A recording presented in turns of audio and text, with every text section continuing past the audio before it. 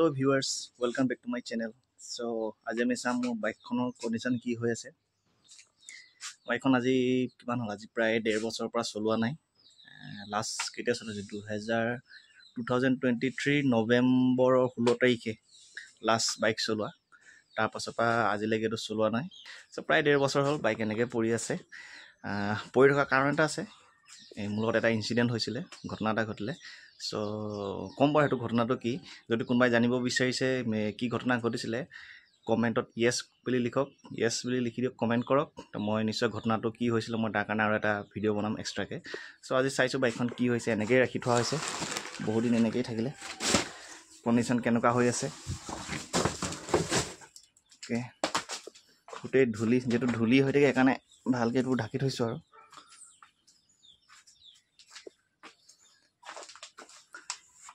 এইখন প্ৰায় 1.5 বছৰে হ'ল,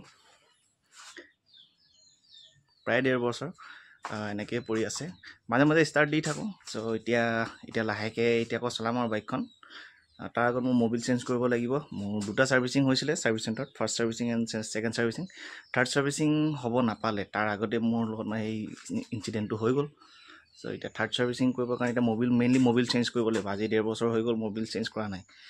চ' এইটো ভিডিঅ'ত আমি কেনেকৈ মবিল চেঞ্জ কৰে আমি সেইটো দেখাই দিম। লগত মোৰ ইয়াত হৈছিলে এইডোখৰত যিটো হৰ্ণটো বেয়া হ'ল, হৰ্ণটো খুলি থোৱা আছে। হৰ্ণটোও লগাম, নতুন হৰ্ণ এটা আনিব লাগিব। পুৰণা যিটো হৰ্ণ সেইটো বেয়া হৈ গ'ল। এই ভাইজৰখন নাই, ফ্ৰণ্ট ছাইডৰ ভাইজৰ নাই। তাৰপাছতে বেক ছাইডৰ নাম্বাৰ প্লেট ভাঙিলে। কি হৈছিলে সেই ঘটনাটো, যিটো ঘটনা ঘটিলে তাতে এইবোৰ চব গ'ল।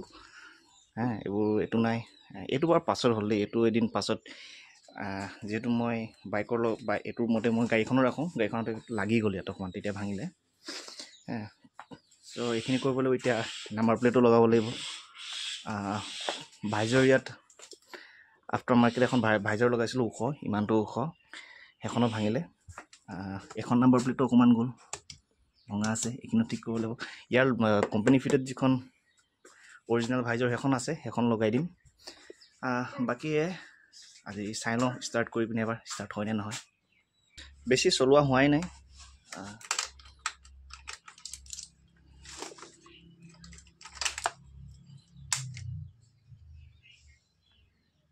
টোটেল চলিছে 6,214 কিলোমিটাৰ।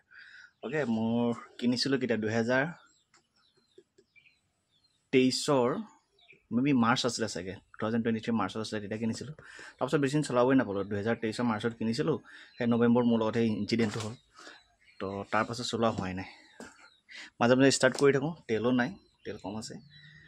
অ'কে, এইবোৰ চব মকৰা জাল, একদম অৱস্থা নাইকিয়া হৈ আছে। অ'কে, নিউট্ৰেল হৈ আছে, ট্ৰাই কৰিছোঁ।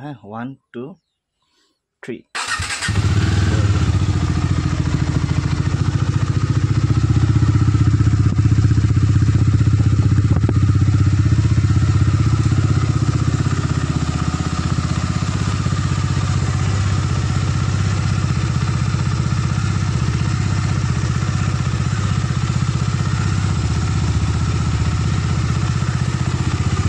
গোটেই মকৰা জাল এইবোৰ চফা কৰিব লাগিব, চব ধূলি হৈ গ'ল, এইবোৰ অৱস্থা নাইকিয়া হৈ গ'ল। ঠিক আছে, অকণমান এনেকৈ সময় ষ্টাৰ্ট থাকক, লেতেৰা হৈ আছে। তো ফাৰ্ষ্ট মই মবিলটো চেঞ্জ কৰি লওঁ, ছাৰ্ভিচটো কৰি লওঁ, তাৰপাছত মবিল ভৰাম। এইটো মটুল 7100 1050। ৰিভিউ চাইছিলোঁ, এইটো ভাল বুলি কৈছে। একচুৱেলি মই কেষ্ট্ৰলৰ বিচাৰিছিলোঁ, কেষ্ট্ৰল পাৱাৰ আল্টিমেট নে আল্টিমেট পাৱাৰ বুলি এটা আছে, কিন্তু সেইটো নাপালোঁ। এইটো লৈ আনিছোঁ, বেয়া নহয় এইটো। ৰিভিউ চাইছিলোঁ, ৰিভিউ যথেষ্ট ভালেই। খালি ইয়াৰ এটা প্ৰব্লেম কি, এইটো খুব সোনকালে ড্ৰপ হৈ যায় মবিলটো, মানে মবিল বেছি খায় এইটোত, মটুল এইটো ভৰালে। চ' এইটো 1.5 লিটাৰ টেমা, এইটো 1.5 লিটাৰ। 1.5 লিটাৰত এইটো লিখা আছে 1395, আৰু মই পাইছোঁ 1200, 1200 টকা ইয়াত লোকেল বজাৰৰ পৰা, লোকেল মাৰ্কেটৰ পৰা। তো তাৰ লগত মই দিম এইটো ইঞ্জিন ফ্লাছ, মটুলৰ ইঞ্জিন ফ্লাছ, এইটো 50 ml, দামটো লৈছে 200 টকা।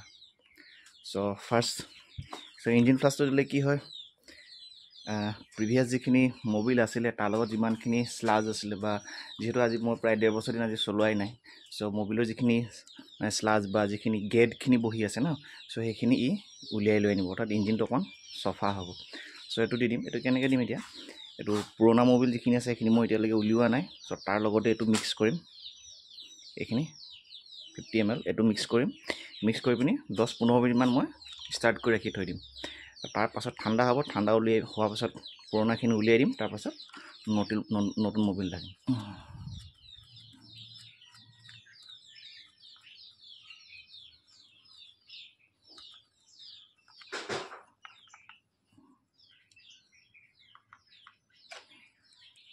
চিল পেক থাকে এইটো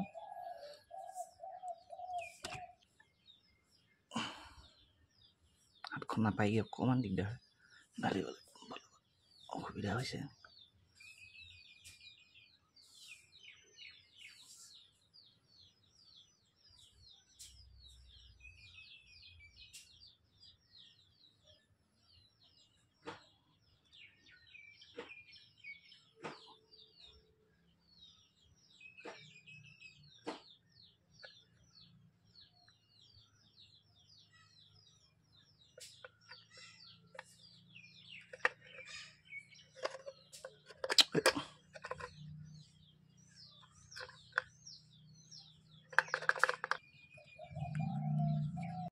ইঞ্জিন ফ্লাছটো ভৰাই দিলোঁ এতিয়া 10 মিনিটমান ষ্টাৰ্ট কৰি থওঁ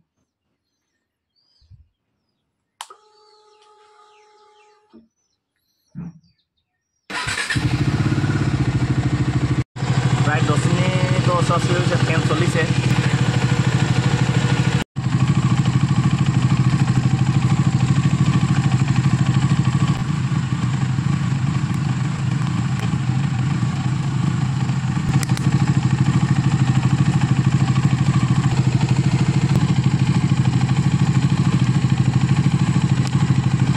চ' 15 মিনিট হৈ গ'ল ষ্টাৰ্ট কৰা গৰম হৈ গ'ল ইঞ্জিন এতিয়া মই দুফালৰ পৰা উলিয়াব লাগিব তেলটো হা চ' ফাৰ্ষ্ট অফ অল এটাটো ওলাব এইটো পুৰণা মবিলখিনি ডাউন কৰিবৰ কাৰণে ইয়াৰ পৰা দেখিছেনে নাই জানো ইয়াৰ পৰা ওলাব এইটো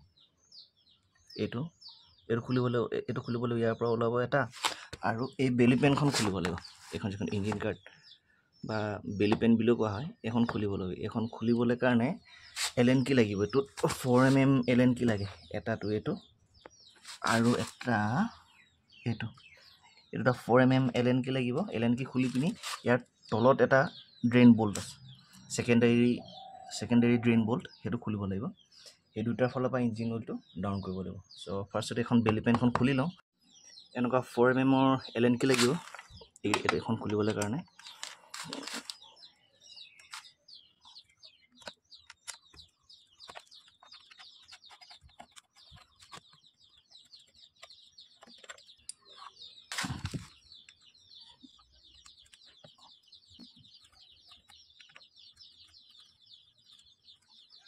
ইটো সাইডে খুলিব লাগিব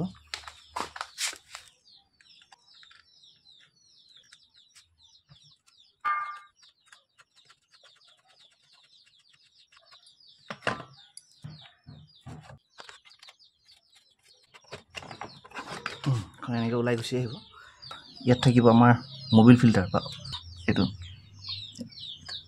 যিটো সেকেন্ডাৰী অইল ড্ৰেইন এইটো হয় এটা এইটো খুলিব লাগিব আৰু এটা এইটো খুলিব লাগিব এতিয়া অকণ ইঞ্জিনটো অকণ ঠাণ্ডা হওক 10 মিনিট ৰৈ লওঁ ঠাণ্ডা হোৱাৰ পাছত মই ড্ৰেইন কৰিম এই পুৰণা যিখিনি ইঞ্জিন অইল আছে সেইখিনি 10 মিনিট ৰৈ লোৱাৰ পাছত ড্ৰেইন কৰিম বহুত গৰম এতিয়া চুব নোৱাৰি ইঞ্জিন অইল বহুত গৰম 5 মিনিট 10 মিনিট ৰৈ লওক তাৰপিছত মই কিবা কৰিছোঁ এতিয়া উলিয়াম দিয়ক এই প্লাষ্টিকখন দি লৈছোঁ কাৰণ নহ'লে প্লাষ্টিকখন নিদিলে গোটেই তেল সোপাই চাইলেঞ্চাৰত পৰে পাছত গোন্ধায় তো এইটো কাৰণে আমাক 18 নম্বৰ ৰেঞ্জ লাগিব 18 নম্বৰ মইতো গুটি ৰেঞ্জ আছে সেইটো দিয়ে কৰিম 18 নম্বৰ দি হ'লে হৈ যাব খালি বহুত টাইট হৈ থাকে ইমান টাইট হৈ থাকে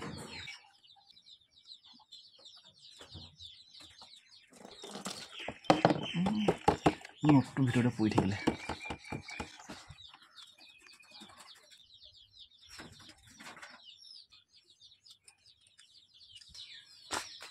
ইয়াতে ফিল্টাৰটো থাকে, ষ্ট্ৰেইনাৰ, ফিল্টাৰ নহয় ষ্ট্ৰেইনাৰ। লাহেকৈ এইটো উলিয়াই আনিলে হ'ল। সেইটো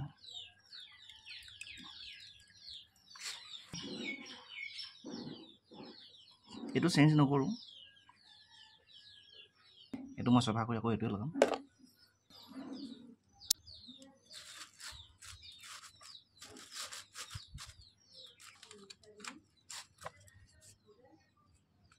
তেৰ নম্বৰ।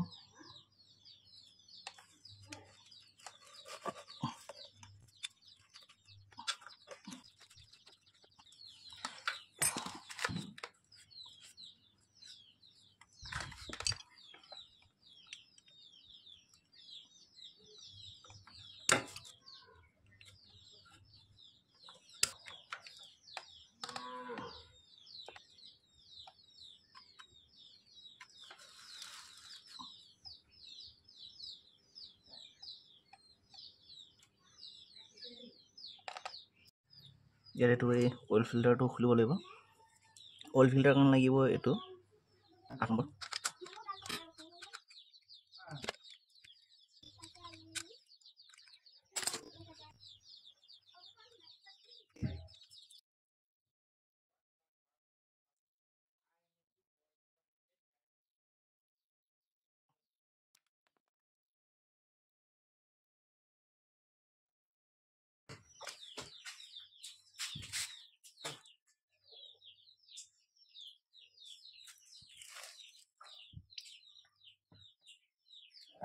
অইল ফিল্টাৰটো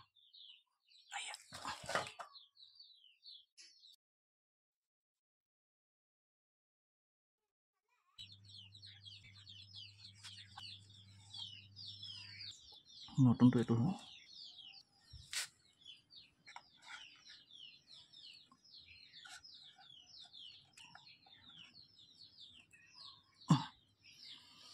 অকণ জোৰকৈ পুছ কৰিবলগীয়া হয়, তেতিয়াহে সোমায়।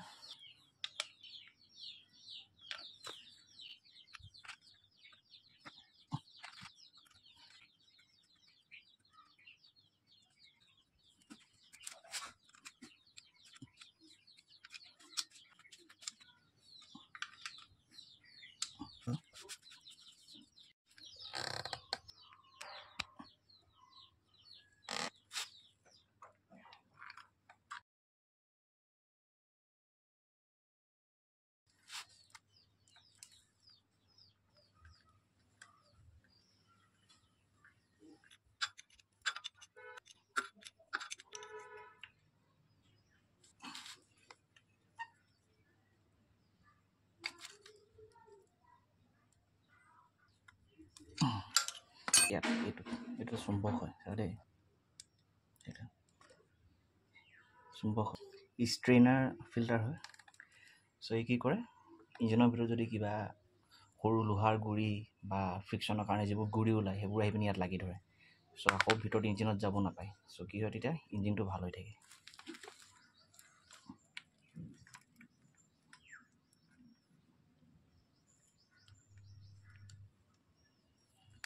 পকাই দিলোঁ।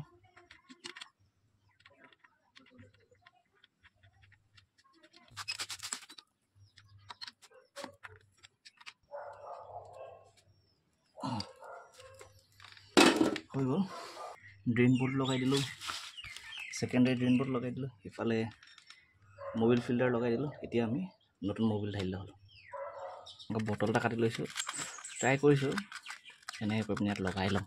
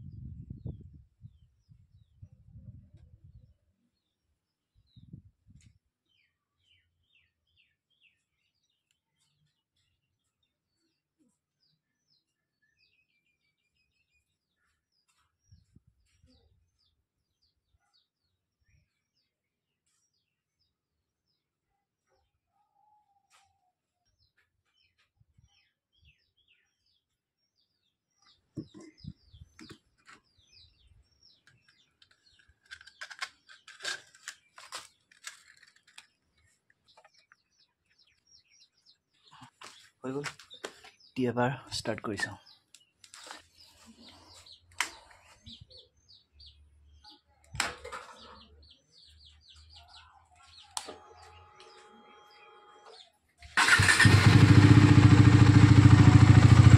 চ' ফাইনেলি গাড়ী ষ্টাৰ্ট হৈ গ'ল মবিলৰ ফূৰ্তি হৈ গ'ল এতিয়া অকণমান চফা কৰিম ধুই দিম ধুনীয়াকৈ কিন্তু এতিয়া লগোৱা নাই এই ছাইডৰ তলৰ এইখিনি একেবাৰে চফা কৰি পিনি একেবাৰতে লগাই দিম এইবোৰ যিবিলাক দিছে এইবোৰ বা এইটো কি বাঁহ বান্ধিলেও বাকী কুলেন ঠিকেই আছে কুলেন কমা নাই